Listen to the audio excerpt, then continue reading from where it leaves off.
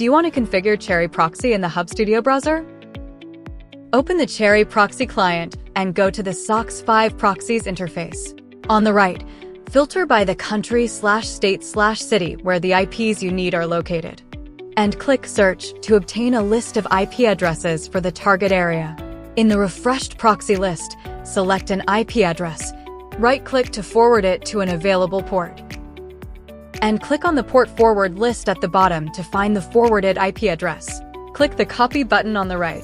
Now it's time to configure the proxy in the Hubstudio browser. Open Hubstudio.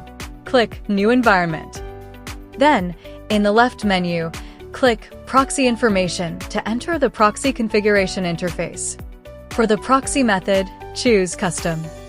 For the proxy type, select one from the list. We offer HTTP, HTTPS, and SOC 5 proxies.